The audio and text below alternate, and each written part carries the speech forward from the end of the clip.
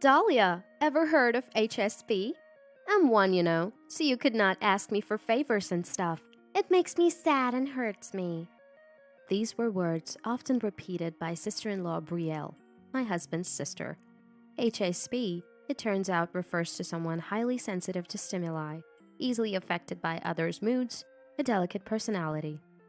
I, bearer of such a sensitive soul, was told, "For the final farewell, it's family only. So could you, a stranger, please leave? Oh, why don't you guard the parking lot outside? Maybe count the blades of grass during the funeral." On the day of the final goodbye to father-in-law Ezekiel, I was told this under the cold sky. When my kind husband Axel learned of this, he uttered something astonishing. Too late for regrets for those who caused alarm. After all, I had been cared for by these people, in the worst way possible.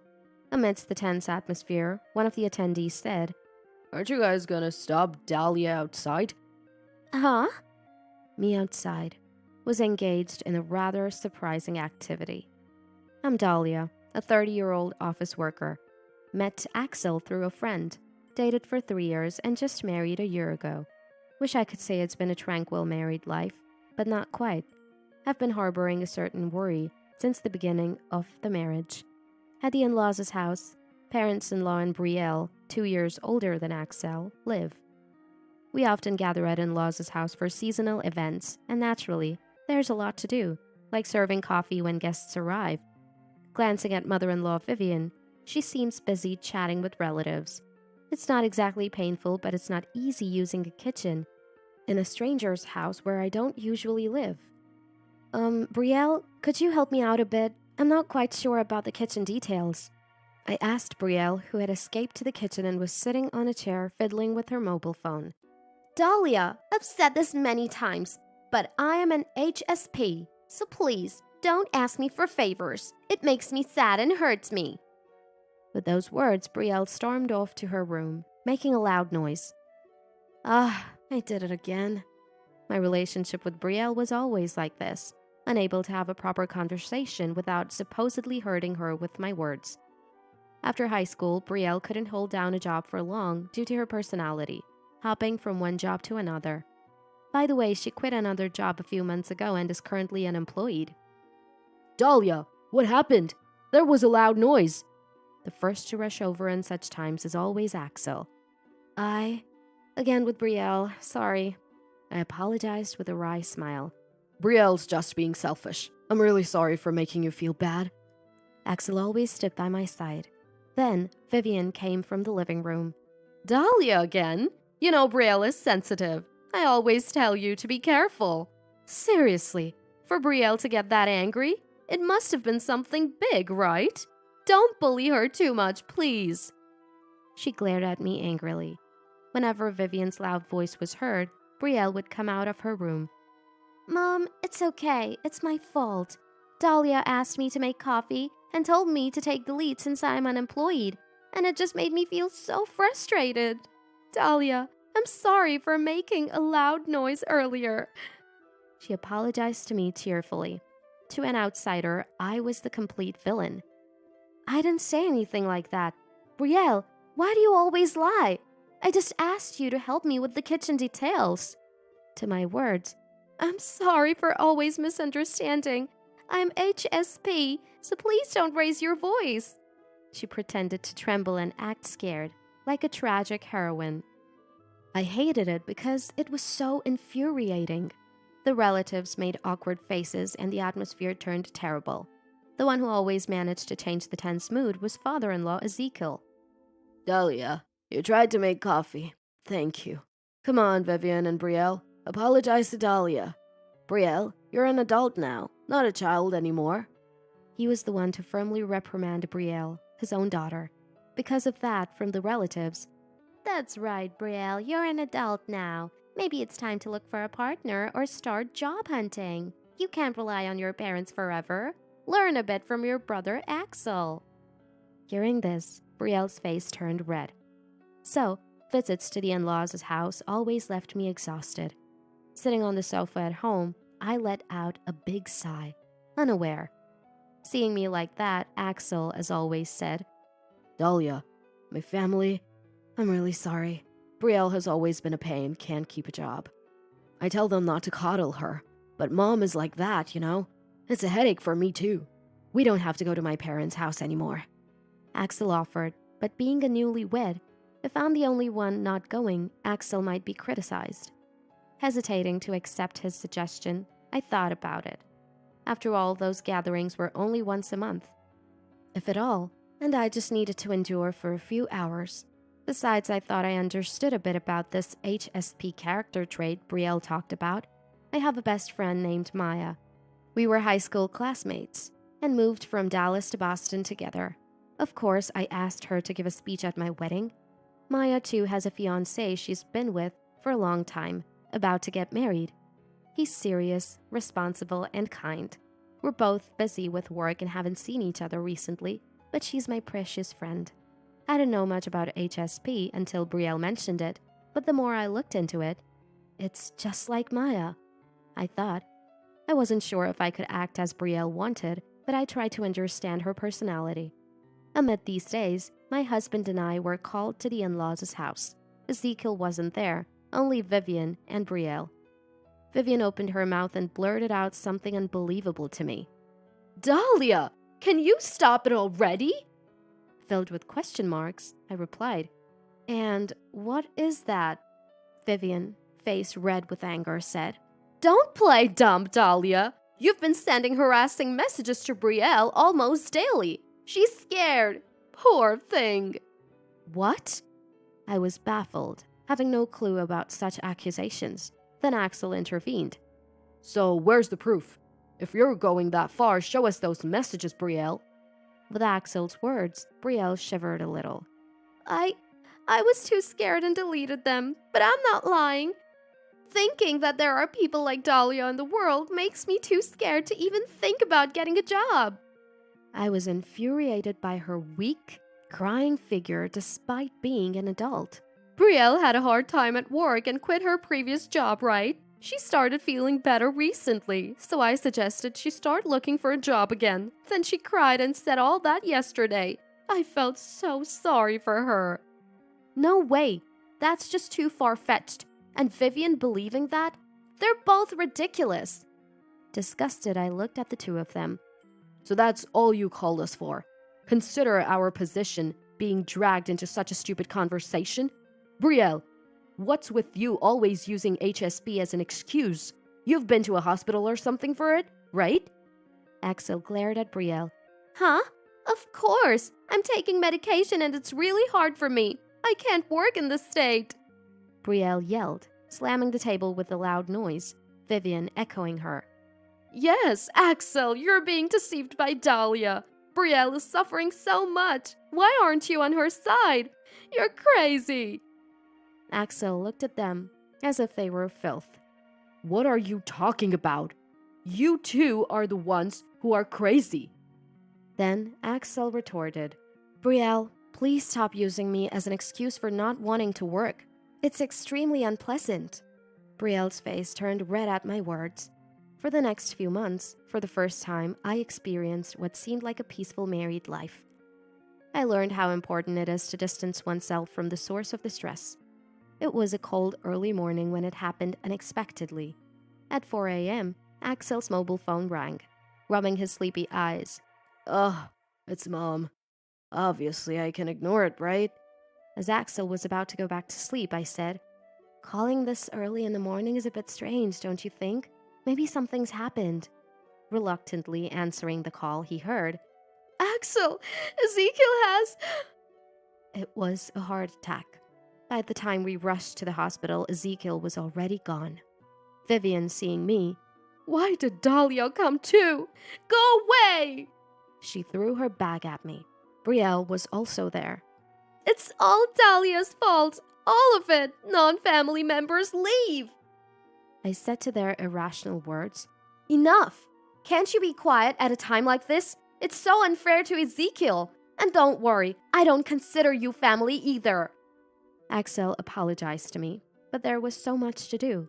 Ignoring the unreliable two, we busied ourselves with death notices, funeral and church arrangements. Ezekiel's sister, auntie-in-law Lucy, who lived far away. He worked so hard. Rest well, Ezekiel. So, what will you do, Axel? Axel looking straight ahead. My mind's been made up for a long time. Lucy simply nodded in understanding. We decided to have a funeral with only close family. On the day of the funeral, I never expected to be treated like that. While I was bustling around, Dahlia, can you come here? Vivian and Brielle called me over. What is it? I asked. They had a request. We asked Axel, but he refused. Can you ask him for us? I was shocked when I heard what they wanted. Now that Ezekiel's gone, you both work, right? Could you help us out financially? Maybe $1,500 a month would be good. We're family after all, right? They were completely ridiculous. I couldn't help but laugh, holding my stomach. Family? Huh? Please don't make me laugh. Weren't you the ones who said non-family members should leave? Always calling us outsiders and now saying we're family when you're in trouble? Isn't that too self-centered? I refuse, of course. You're both young. Please work. Laughing derisively at me, Brielle, using her large frame, forcefully pushed my shoulder and said, Fine, then we want a family-only farewell. So could you, an outsider, please leave? Go guard the parking lot outside. And while you're at it, count the blades of grass during the funeral. Pulling my arm and laughing as it was amusing, she kicked me out of the funeral home without even giving me a coat in the cold season. Brielle, doesn't it hurt your heart to do such a petty thing? Don't you realize that your whims hurt people? My words seemed to have no effect. What? Preaching to me, a younger person? Heart hurting? I've never felt that. Rather, I get irritated watching people who don't do as I want. Dahlia, your happy work-life boasting is annoying. As she glared at me, I replied, I see. Well, that's enough. I wish you both the best in difficult times ahead. Smiling kindly, I walked towards the parking lot. I heard their crude laughter behind me, but it didn't bother me anymore. About 20 minutes later, a pale-faced Vivian and Brielle, along with an enraged Axel, showed up in the parking lot where I was. Dahlia, what are you doing? Are you crazy? Their faces, losing their minds, were comically absurd, and I couldn't help but laugh. What am I doing? Just doing as I was told, guarding the parking lot and counting grass blades. I'm at 350 now. Behind me. As I'm an outsider, I'm not allowed in the funeral home. I've been told by Vivian and Brielle to guard the parking lot and count the blades of grass. I had written these words on a cardboard box and placed it nearby. Why are you out here in the cold doing this? The relatives asked worriedly, but I silently pointed at the cardboard box. Axel brought me my coat. I couldn't believe you were actually doing this. This is the last time. I'm really sorry for all the trouble I've caused. To the tearful Axel. It's okay, I said. Axel always stood by me. When I returned to the funeral home, several relatives rushed over. Don't worry about this and go to your mother's side with peace of mind. Why would I? I looked puzzled, and Axel quickly nodded behind me. I later learned that when Axel noticed I was missing, Where's Dahlia? He asked Vivian and the others, who replied with a nasty laugh. Dahlia said she's an outsider and wouldn't attend the funeral, so she went outside. She's guarding the parking lot since she has nothing better to do. She's terrible, right? Maybe you should break up with her. Then you can come back home, Axel, and give Mom some peace. Who would believe such a lie? Axel, outraged, declared. Comfort you? Are you kidding me? I've said it before, my family is Dahlia and Dahlia alone. I don't want anything to do with people who only hurt her. I'm cutting ties with you. At the mention of cutting ties, Vivian was agitated. Cutting ties? Such unfilial behavior. At least support us financially. You expect us to live in that house, just the two of us? Show some filial piety. In response to Vivian's furious words, why do you even think you can continue living in that house? It's too presumptuous. It's embarrassing, right, Lucy? Lucy nodded to Axel's comment. The in-laws' house was originally built by step-grandparents. When the step-grandparents passed away, The property and the house were inherited by Lucy after a discussion among siblings. Vivian, you didn't help Dad and Mom when they were in trouble, did you? Instead, you drove them out of their own home. I've always apologized on behalf of Ezekiel, and I inherited the house. There's no plan for me to return. Brielle, you too. You've always bullied my daughter every time you saw her. She's so afraid of you that she didn't even come today. Lucy glared at the two. Dad was planning to divorce Mom and leave the house. You didn't know that, did you? He consulted me many times, saying he was scared of you two and didn't know what to do. Lucy and I were preparing to sell the house. Axel spoke calmly. Divorce? Selling the house? Axel, what are you talking about? The fear of possibly losing their home seemed to instantly drain the color from their faces. Brielle, you need to straighten out your childlike behavior, or you're going to face serious consequences soon. Axel's advice was unheeded. Shut up! I'm not wrong. Selling the house, what are you thinking? That's it. I'll move into your place. Take care of me and Mom. Ignoring their childlike comments, Axel said, You need to leave the house by the end of the month. We've got a potential buyer, and don't think of depending on us. Dahlia's mother has been diagnosed with an illness. We're moving to Dahlia's hometown. Axel's words were met with loud complaints from the two. Amidst the tense atmosphere, a relative who entered the funeral home said, Aren't you going to stop Dahlia outside? What followed was as earlier. Neither of the two, already disliked by the relatives, had anyone on their side and seemed diminished. Brielle, I've always thought this, but HSP? That's a lie, isn't it? Brielle glared at me. No, I'm taking medication and... Then what's the name of the medication? Which hospital? I pressed her. That is, Brielle fell silent. HSP is an innate personality trait, and there's no medication for it. My best friend is like that. She's been suffering in silence, pushing herself too hard. She's serious and tends to bear it all alone. But you're different. You're not HSP. You're just running away from unpleasant things, ignoring others' feelings, and throwing tantrums like a child whenever something doesn't go your way. What you did to Maya, I will never forgive you for that. Months ago, I met my best friend Maya after a long time. She was even thinner than her already slender frame and told me she was visiting a psychiatrist now. The cause was stress at work. A new employee, upon realizing Maya was younger, behaved over-familiarly from the first day, pushing work onto her. It's faster when someone experienced does it, right? Thanks a bunch. Maya ended up with constant overtime. Eventually, this document is due tomorrow, right? It needs to be submitted today. This and this are incorrect. The new employee slammed the desk and announced, I'm going home, and I quit today. I can't work in a place where seniors bully newcomers. She left all her work and really went home. Maya, feeling responsible, soon took a leave from the company. Her engagement ended due to misunderstandings with her fiancé. Was it my fault? I was scared and didn't know what to say. I comforted Maya as she cried silently. Just hearing her story made me despise that person. Just hearing about it makes me hate that person. Why not sue? It's unfair that only we suffer. Do you have any evidence? Maya had recorded their conversations to review them later, suspecting her own communication might have been faulty. I was infuriated by the arrogant attitude, but more than that. Wait, this person? Their name, is it Brielle? I felt dizzy when I found out that the unreasonable person was Brielle. Upon learning this, I can't sue someone from Dahlia's family, Maya said. Don't worry, we're practically strangers now. I'll fight with you. My cheerful laughter brought a slight smile to Maya's face. So, expect a letter from a lawyer about the compensation claim soon. Make sure you pay up. I smiled kindly and Brielle's face went pale. The funeral proceeded solemnly, and I was able to say my final goodbye to Ezekiel. Vivian was too distraught to give the eulogy, so Axel did it instead. There were sniffles around the room as he spoke of his father. We moved to Dallas. Mom's health is improving. Vivian and Brielle, kicked out of their house, managed to rent a cheap apartment. With little cash left and now the compensation to Maya, their life is tough.